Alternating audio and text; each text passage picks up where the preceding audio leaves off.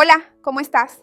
Muchas personas utilizan los aparatos de presión en el día a día para verificar si la presión arterial está equilibrada. Ven que hay dos números allí, ¿verdad? La presión máxima y la mínima, como solemos llamarlas, un número arriba y un número abajo. Y muchas personas no se fijan mucho, no saben muy bien qué significan esos números. Hay personas que prestan más atención y se preocupan más por el valor de arriba, hay quienes se preocupan más por el valor de abajo, pero sabemos que la ciencia ya ha determinado para nosotros que cada uno de esos números tiene un papel que debe ser medido y cuenta una historia diferente sobre tu corazón, tus vasos sanguíneos y tu riesgo en el futuro.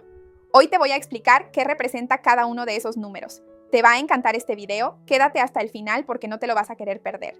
Antes de empezar, quiero preguntarte si tienes el hábito de medir tu presión arterial, si lo haces en la farmacia, en el médico, si tienes un aparatito en casa o no. O si nunca lo haces, solo cuando vas al médico y de manera muy esporádica. Acuérdate de dejar tu like en el video porque eso me ayuda mucho y comparte este video aquí, con quien tú también creas que va a querer saber más sobre este detalle tan interesante. Vamos a ampliar esta cadena del bien. Entonces, vamos a hablar un poco más sobre la lectura de esos números de la presión que aparecen en el aparato de presión, ¿de acuerdo? Hay dos números ahí. Uno es la presión sistólica, que es el número mayor, que representa la fuerza del corazón, de la sangre, ¿verdad? Cuando el corazón se contrae, o sea, al bombear, es como ese chorro inicial al abrir la llave. Ahí es donde actúa el corazón. Esa es la presión sistólica, que es la que se mide. La diastólica es el número menor, que es la presión dentro de las arterias cuando el corazón se relaja entre un latido y otro. Es la presión de fondo, la que mantiene la sangre circulando incluso durante ese momento de reposo del corazón. Ambos números son importantes, no aumentan por los mismos motivos, y este es un punto muy interesante para que entendamos mejor por qué en algunas personas sube la mínima y en otras sube la máxima. ¿Será que la edad hace alguna diferencia en esto? Te lo voy a explicar ahora mismo. Entonces pensemos primero en personas más jóvenes, menores de 50 años. Ese número inferior, la presión mínima, ¿verdad? La diastólica puede ser la mayor señal de alerta en estos casos porque en personas más jóvenes, la diastólica alta suele ser la principal señal de advertencia para los médicos, ya que antes de los 50 las arterias deberían ser más flexibles.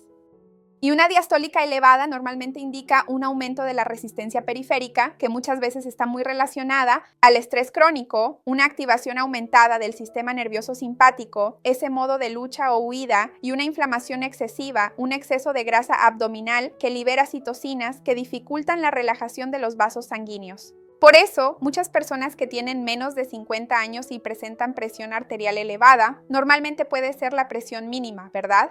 La presión diastólica. Es como si alguien estuviera pisando esa manguera, es decir, la presión no baja entre un latido y otro, todo se mantiene muy tenso. Siempre está presionada y este patrón suele ser más reversible con ajustes en el estilo de vida, porque la persona aún es joven, las arterias todavía van a responder muy bien. Entonces, ¿qué es lo que normalmente indican los médicos? Claro que para que recibas una orientación específica tendrás que ir al médico de tu ciudad. Recuerda que este video es meramente informativo, pero lo que dice la ciencia es que normalmente cuando las personas logran reducir la grasa abdominal, hacen ejercicios aeróbicos regulares a lo largo de la semana y tienen un sueño adecuado de al menos 6 horas, esto aumenta el tono simpático y disminuye esa presión diastólica. Y el control del estrés normalmente mejora, porque el problema aquí no es la cuestión de la rigidez de la arteria, sino la contracción constante. Es como si incluso la arteria estuviera tensa, contraída, ¿sabes? Entonces, cuando logras mejorar todo eso, normalmente la presión tiende a mejorar. Pero obviamente para recibir orientaciones personalizadas, acude a tu médico, a tu cardiólogo. Este video es solo informativo. Ahora, cuando pensamos en personas un poco mayores, después de los 60 años, normalmente es la presión máxima, la sistólica, la que cobra más relevancia y está más relacionada con el aumento de la presión. Esto sucede porque a partir de los 50, 60 años, la arteria también envejece, ¿verdad? Principalmente la aorta, y puede ir perdiendo elasticidad. Dejan de funcionar como esos amortiguadores que son, así que el resultado es una presión sistólica, que es el número mayor, ¿no? Que empieza a subir. Incluso con la diastólica normal o baja. Entonces, la máxima puede ir aumentando y la mínima se mantiene en el patrón habitual de la persona. Ese es el impacto del latido cardíaco que se transmite directamente al cerebro y a los riñones. Entonces, ¿cómo es esa presión máxima? Es la presión que sale del corazón hacia el cuerpo. Y esa presión aumenta mucho. Ese aumento del flujo sanguíneo y de la presión sanguínea puede impactar en el cerebro y en el riñón, donde existe esa microcirculación en los ojos. Entonces, esto puede aumentar el riesgo de ACV, lesión renal y eventos cardiovasculares. Por eso, en personas mayores de 60 años, la ciencia considera la presión máxima alta como el principal marcador de riesgo. Y este patrón se llama hipertensión sistólica aislada, que es cuando el número de arriba pasa de 140, pero el de abajo todavía está normal y termina siendo el tipo de hipertensión más común en la tercera edad. Si te mediste la presión, ¿fue la más alta o la baja, la mayor o la menor? Escríbeme aquí abajo, en los comentarios. También existe un concepto llamado presión de pulso, que es justamente la diferencia entre esos dos números y también se utiliza mucho en la medicina. Este concepto aún se discute poco, pero es muy importante porque es la presión sistólica menos la diastólica, por ejemplo. Pulso, 150 por 65 da una presión de pulso de 85. Y cuanto mayor es la diferencia, mayor es la rigidez arterial y peor para nuestra salud también. Los estudios muestran que por cada aumento de 20 puntos en esa presión de pulso, puedes tener un riesgo aumentado de ACV, pudiendo aumentar hasta 1,5 veces el riesgo de ACV en adultos mayores. O sea, no es solo el número de arriba o el número de abajo, sino la proporción, la diferencia entre ellos también es muy importante para que entiendas mejor cómo está tu salud cardiovascular. En este caso, tampoco hay una receta mágica para controlar esta situación. Obviamente, tendrás que ir al médico y hacer un seguimiento, posiblemente con cambios en el estilo de vida e incluso en la medicación, si es necesario para ti, porque en este caso, el objetivo es reducir esa rigidez de las arterias y controlar el volumen de sangre, de líquido, ¿verdad? Entonces, normalmente, las indicaciones son reducir el sodio a menos de 2 gramos por día, porque realmente hace la diferencia. Esa arteria más rígida no va a manejar bien ese exceso de líquido, ¿verdad? De fluido en la sangre.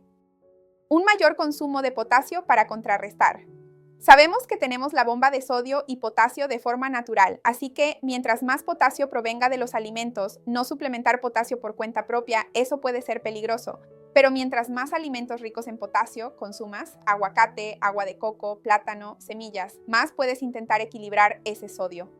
Y mejora la función de los vasos sanguíneos. El ejercicio físico sigue siendo interesante de manera regular, incluso con la rigidez arterial. El ejercicio va a mejorar la función del endotelio, siempre con la autorización del médico y el acompañamiento de un profesional de educación física y ese control médico riguroso, ¿verdad? Muchas veces es necesario ajustar una medicación, hacer más exámenes, así que recuerda consultar a tu médico.